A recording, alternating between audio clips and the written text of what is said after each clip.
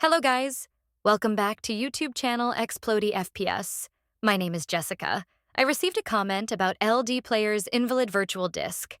Let me show you first, and then I will tell you the solution. If you know the reason, you can find the solution. If you don't know the reason, you can't find the solution. This is my main channel in English. I will update it first. Then I will update it in Urdu on my second channel on which you will watch this video.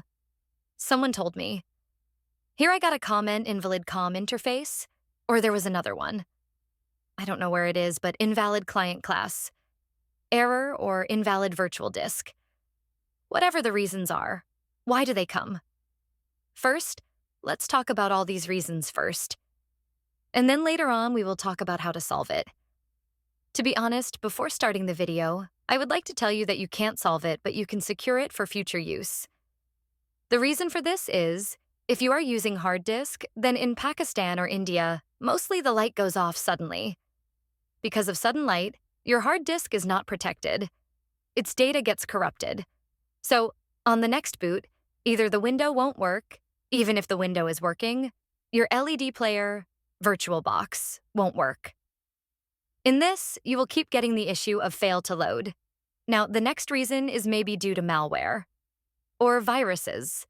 There are some malware or viruses which attack your hypervisor services, and hypervisor services are security related, plus they support your emulator. So in that case, it will not work. Next step is VirtualBox not loading on time. This is also a reason. Sometimes it happens that you turn on your PC and then you launch your emulator immediately.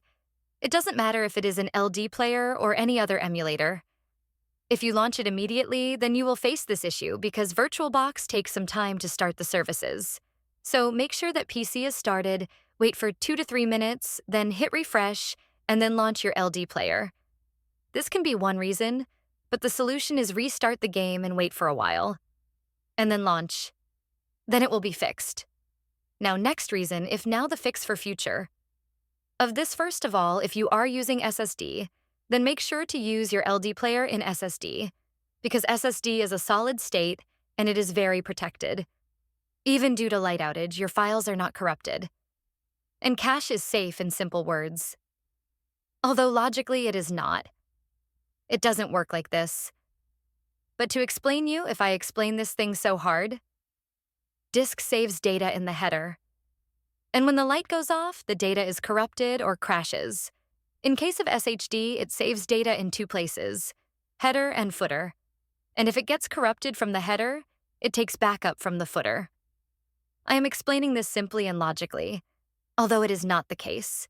If you store data in SHD, it is protected. You in version 4 and 5 have separate updates, and version 9 has separate updates. If you have high-end PC, then you should definitely go for this. You will get a lot of games optimized and FPS will be good.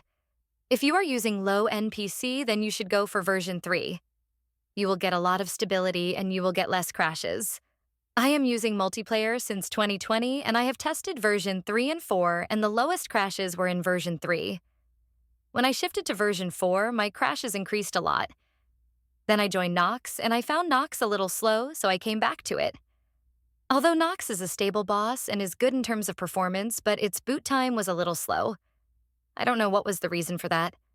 I didn't troubleshoot it in detail. But version 3.0, there are very few crashes in this. And in LDPlayer 9, I haven't had a crash till now. Almost, I guess. It's been a year since I've been using it. And there hasn't been a crash in LDPlayer 9. It runs perfectly. LDPlayer 9 doesn't crash. That's enough. And the version history 3.0 is very stable enough.